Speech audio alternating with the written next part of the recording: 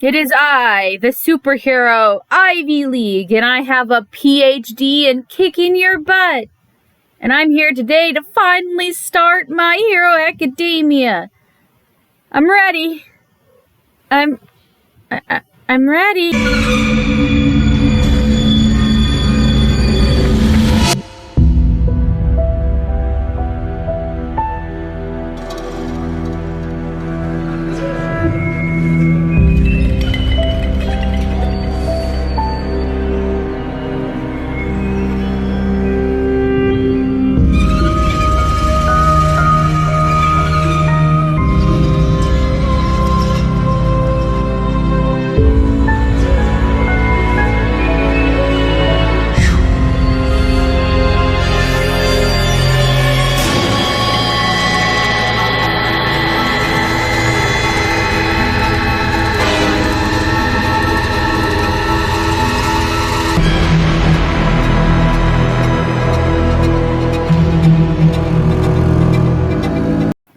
If there's one thing I can say about the My Hero Academia fandom is that they are sure passionate. I've never saw it, but I know so much about it because the fans are constantly so vocal.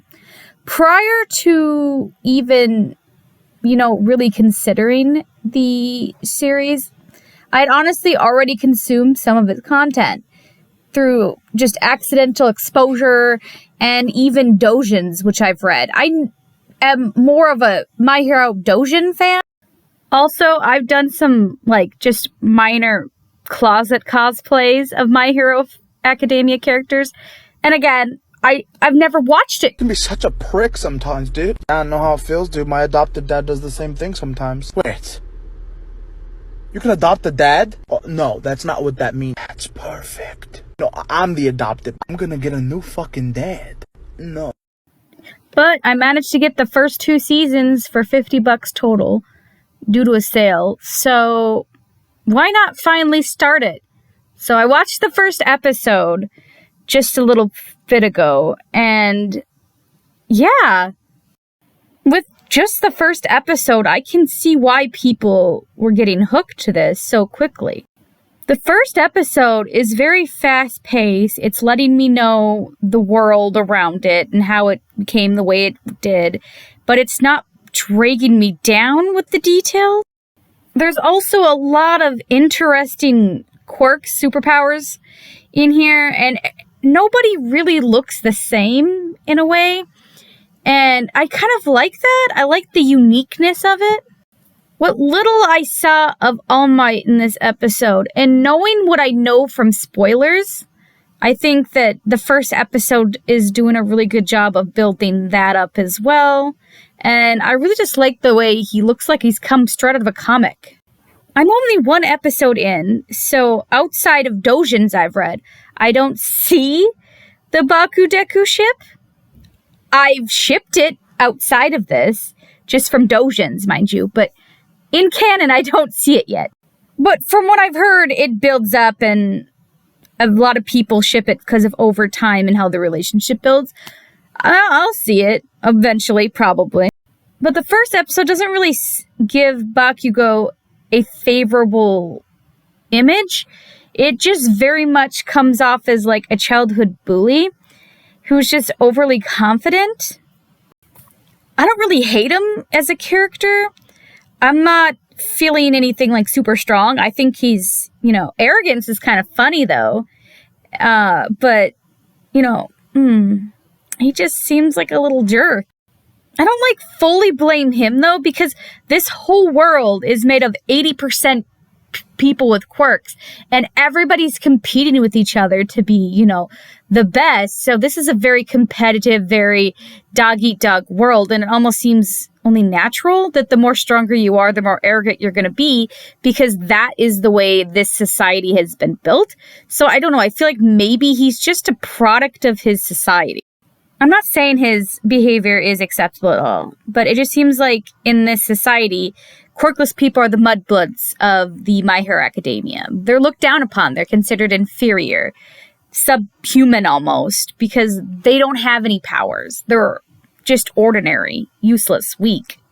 Which is probably why when he tells Deku to just give up on his dream of becoming a hero, he didn't see that as being wrong or rude. He just was speaking the facts, I guess. From this episode, we can see that Deku spent his whole life just wanting to be like All Might and be a superhero.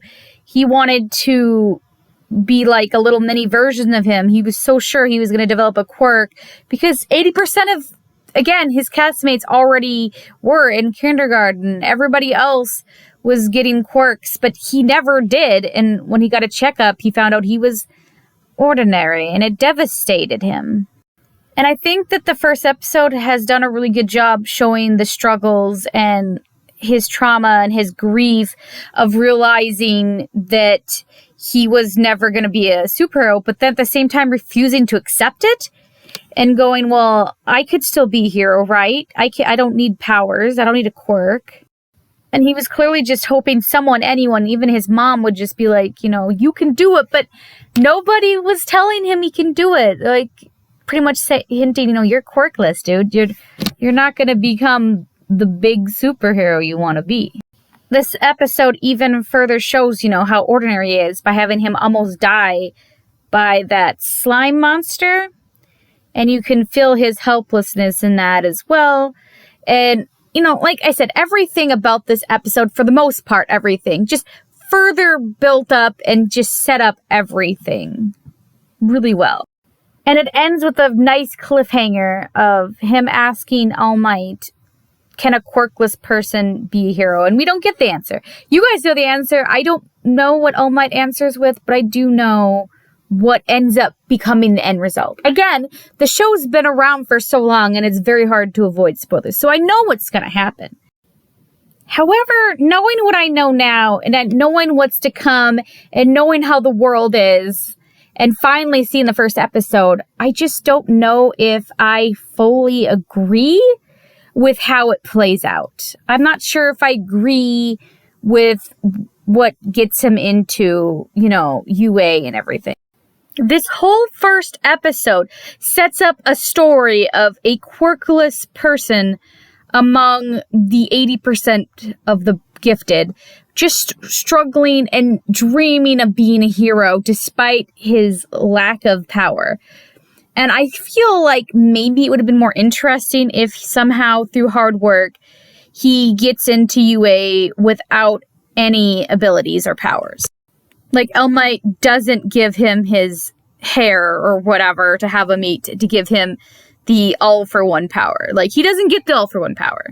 He just gets in on his own through his own hard work.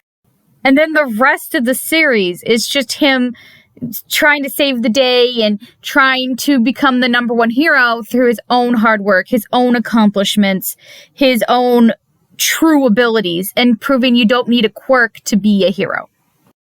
I don't know. That's just my opinion. Don't hate on me. It's just a thought process I had. Maybe my opinion will change as I get deeper into this series and I watch more and more and consume it more, like, faithfully compared to just, doujins and fan fictions and fan videos and stuff. But now I'm watching the canon source. So we'll see how my opinions will morph and change as the episodes go by. So, either way, I definitely don't regret buying the first 2 seasons. I'm not as crazy about it, but I definitely don't feel like compelled to get the next, season 3 and 4. I don't think I'll be watching it in like a speedy manner. So I have other things I'm watching, but I think it's a nice add to my collection. I will be watching as I go. Well, let me know down below what you guys think of My Hero Academia. Are you guys part of the hype? Are you guys just now joining? Or have you been a fan for very long? Also, just so you know I've done a lot of episode reviews of different stuff. This will not be one of them because this series is like way too long.